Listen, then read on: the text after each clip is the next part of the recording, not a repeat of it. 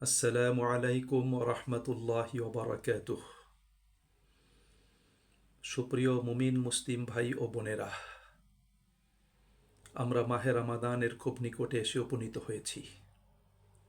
আল্লাহ চাহে তো আমরা রামাদানে সিয়াম সাধনার পাশাপাশি বিভিন্ন ইবাদত এবং কল্যাণকর কাজের মাধ্যমে, আমলের মাধ্যমে নিজেদেরকে সমৃদ্ধ করার জন্য, আলোকিত করার জন্য চেষ্টা করব।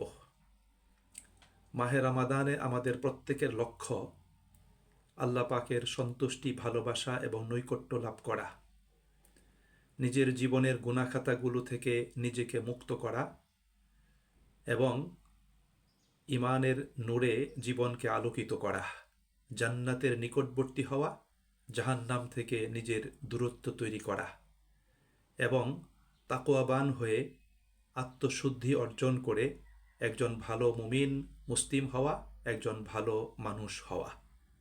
সুপ্রিয় ভাই এবং বন্ধুরা, এজন্য আমাদের প্রত্যেককে মাহে রামাদানে বহুমুখী ইবাদত এবং কল্যাণকর কাজে আমাদেরকে যেভাবে ব্যস্ত সময় অতিবাহিত করতে হবে, একই সাথে আমাদের কৃত নেক আমল ইবাদতসমূহ যাতে আল্লাহ পাকের দরবারে গৃহীত হয়, কবুল হয় এবং এগুলোর আলোকে আমরা যাতে প্রত্যেকে লাভবান হতে পারি, সেজন্য মাহে রামাদানে আমাদেরকে কিছু বিষয় থেকে, কিছু কাজ থেকে আমাদেরকে অবশ্যই বিরত থাকতে হবে। কেননা আপনি জীবনে ভালো কাজ করবেন কিন্তু জীবনের আবর্জনা দূর করবেন না, জীবনের আগাছাগুলো পরিষ্কার করবেন না, তাহলে ভালো কাজগুলো কিন্তু আগাছার নিচে হারিয়ে যাবে। এজন্য আমাদেরকে জীবন থেকে, কর্ম থেকে, আচরণ থেকে আমাদেরকে অনেকগুলো বিষয় দূর করতে হবে, সেগুলো থেকে বিরত থাকতে হবে। তাহলেই আমরা আমাদের ইবাদত এবং আমলের সুফল লাভ করতে সক্ষম হব। মাহে রামাদানে যে বিষয়গুলো থেকে আমরা বিরত থাকব, যেমন মিথ্যা এবং গর্হিত কথা, কাজ এবং আচরণ। আমরা মিথ্যা কথা বলবো না এবং অন্যায় গর্হিত কথা বলবো না, অন্যায় এবং গর্হিত কাজ আমরা করব না। মাহে রামাদানে আমরা কারোর সাথে খারাপ আচরণ করব না। মাহে রামাদানে গীবত থেকে, চগলখড়ি থেকে, দোষচর্চা থেকে, গালিগালাজ থেকে, ঝগড়া বিবাদ থেকে এবং অসৎ চিন্তা ও কর্ম, এগুলো থেকে আমরা নিজেদেরকে বিরত রাখব। কখনোই মন্দ চিন্তা করব না, অসৎ চিন্তা করব না, কারো ক্ষতি করার কোনো চিন্তা আমরা কখনোই করব না। এবং পুরুষ এবং মহিলাগণ আমরা শরীয়ত নির্ধারিত হেজাবের যে বিধান, সেটা আমরা মেনে চলব। বিশেষ করে মা বোনদের প্রতি আমাদের অনুরোধ থাকবে, মাহে রামাদানে আপনারা হেজাব ছাড়া বেপর্দা চলাফেরা করবেন না। হেজাবের সাথে আপনারা চলাফেরা করবেন, শালীনতার সাথে, ভদ্রতার সাথে, শরীয়তের বিধান অনুসরণ করে আপনারা যখন ঘরের বাইরে আসতে হবে তখন আপনারা সেভাবে চলাফেরা করবেন। মাহে রামাদানে ধোঁকা প্রতারণা থেকে, সুদ ঘুষ থেকে, ভেজাল থেকে, ওজনে কম দেওয়া থেকে এবং হারাম ও অবৈধ উপার্জন থেকে বিরত থাকব। আমরা মাহে রামাদানে কারো সাথে ধোঁকা প্রতারণা করব না এবং প্রতারণা করে কারো হক নষ্ট করব না, কারো ক্ষতি করব না। সুদ এবং ঘুষ থেকে বিরত থাকব এবং যারা ব্যবসায়িক কার্যক্রমে জড়িত তারা তাদের পণ্যে কখনোই ভেজাল দিবেন না এবং ওজনে কম দিবেন না। হারাম এবং অবৈধ উপার্জন থেকে বেঁচে থাকতে হবে। মনে রাখতে হবে, রাসূল করিম সাল্লাল্লাহু আলাইহি ওয়াসাল্লাম বলেছেন, হারাম উপার্জন দ্বারা যেই জীবন গঠিত হয় এবং যাদের জীবিকা নির্বাহ হয়, তাদের কোনো ইবাদত এবং আমল আল্লাহ পাকের দরবারে কবুল হবে না। সুপ্রিয় ভাই এবং বন্ধুরা, মাহে রামাদানে সকল অন্যায়, অনাচার, অশ্লীলতা, গানবাদ্য, সিনেমা, পর্নোগ্রাফি, পাপাচার এবং শরিয়া বিরোধী হারাম যত কাজগুলো আছে, সকল কাজগুলো আমরা পরিত্যাগ করব। মাহে রামাদানে আমাদের অর্থ এবং সময়ের অপচয় করব না। অনেক সময় আমরা সময়ের অপচয় করি, আমাদের অর্থের অপচয় করি। মাহে রামাদানে এটা থেকে আমাদের বিরত থাকতে হবে। আল্লাহ রাব্বুল আলামিন কোরআনুল কারিমে অপচয়কারীকে শয়তানের ভাই বলেছেন। সুতরাং আমি যদি অপচয় করি, আবার ইবাদত করি, তাহলে শয়তানের ভাই হিসাবে আমার কোনো ইবাদত আল্লাহ পাকের দরবারে কবুল হবে না। সুপ্রিয় ভাই এবং বন্ধুরা, মাহে রামাদানে সকল প্রকার শিরকি কাজ থেকে, বেদাতি কাজ থেকে, সুন্নাহ বিরোধী কাজ থেকে আমরা বিরত থাকব। আমাদের প্রত্যেকটি ইবাদত এবং আমল যেন সুন্নাহ অনুযায়ী হয়।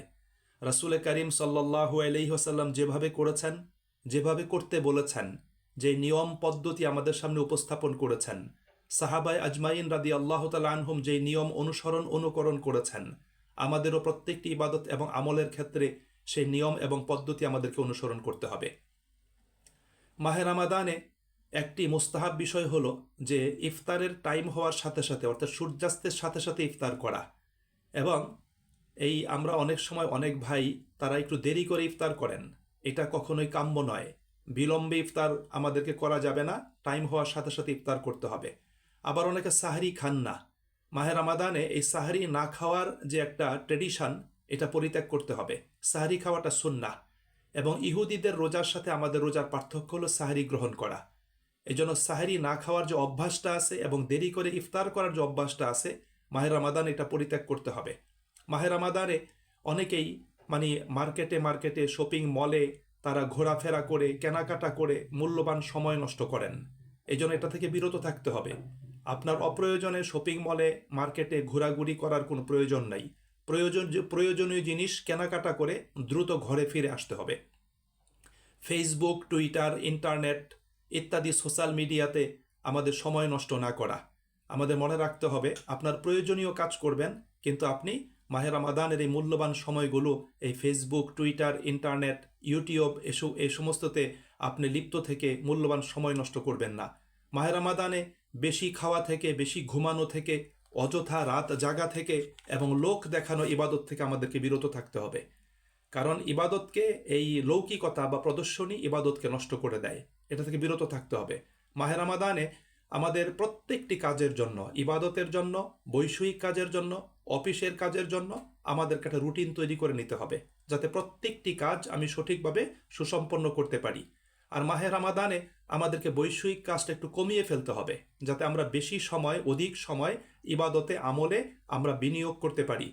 মাহে রমাদানে সিয়াম ভঙ্গের যতগুলো কারণ আছে, তাকওয়া বিনষ্টের যতগুলো বিষয় আছে, সেই বিষয়গুলো আমাদের কি করতে হবে? আমাদের পরিত্যাগ করতে হবে। সুপ্রিয় ভাই এবং বন্ধুরা, মনে রাখতে হবে, সিয়াম পালন এটা শুধুমাত্র উপোস থাকা নয়।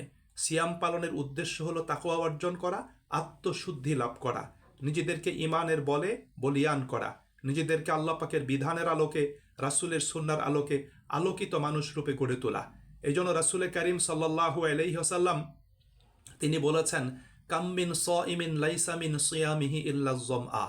এমন অনেক রোজাদার আছে যাদের রোজা থেকে শুধু উপোস থাকা হয়, প্রকৃত রোজা হয় না। এই জন্য আমাদেরকে প্রকৃত রোজা রাখতে হবে, যাতে আমাদের শুধু পানাহার থেকে বিরত থাকা বা জৈবিক চাহিদা পূরণ করা থেকে বিরত থাকার মাঝখানে যাতে রোজা সীমাবদ্ধ না হয়। আমার চোখের রোজা যাতে হয়, কানের রোজা যাতে হয়, আমার চিন্তা চেতনা, মন মস্তিষ্কের রোজা যাতে হয়, আমার মুখের, হাত পায়ের যাতে রোজা হয়, সব কিছুর সাথে যাতে রোজা হয়, সেদিকে আমাদেরকে চিন্তা করতে হবে। রোজার মাধ্যমে আমাদেরকে সংযম অবলম্বন করতে হবে, আমাদেরকে ধৈর্য ধারণ অবশ্যই আমাদেরকে করতে হবে। অন্য আরেকটি হাদিসে আল্লাহ নবী সাল্লাল্লাহু আলাইহি ওয়াসাল্লাম বলেছেন, মাল্লাম ইয়াদা কাউলা জুর ওয়াল আমালা বিহি ফালাইসা লিল্লাহি হাজাতুন ইল্লা আন ইয়াদা তুআমাহু ওয়া শারাবাহ। যে ব্যক্তি রমাদানের রোজা পালন করে মিথ্যা কথা, গর্হিত কাজ পরিত্যাগ করতে পারল না, তার পানাহার পরিত্যাগ করায় আল্লাহ পাকের কোনো প্রয়োজন নেই। এজন্য শুধু উপোস থাকলে হবে না, নিজেকে হেফাজত করতে হবে, গুনার কাজগুলো থেকে আমাদেরকে বিরত থাকতে হবে। সুপ্রিয় ভাই এবং বন্ধুরা, মাহে রমাদান হলো আত্মশুদ্ধির মাস।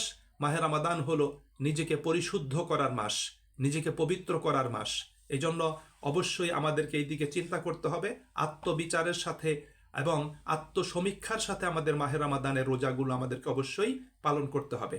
আসুন আমরা প্রত্যেকে মাহে রমাদানে এ সমস্ত গর্হিত বিষয়গুলো থেকে বিরত থাকি এবং আমরা বিভিন্ন আমল এবং ইবাদতের মাধ্যমে আল্লাহ পাকে সন্তুষ্টি ও ভালোবাসা লাভের জন্য চেষ্টা করি। আল্লাহ আমাদের সকলকে তৌফিক দান করুন। আসসালামু আলাইকুম ওয়া রাহমাতুল্লাহি ওয়া বারাকাতুহু।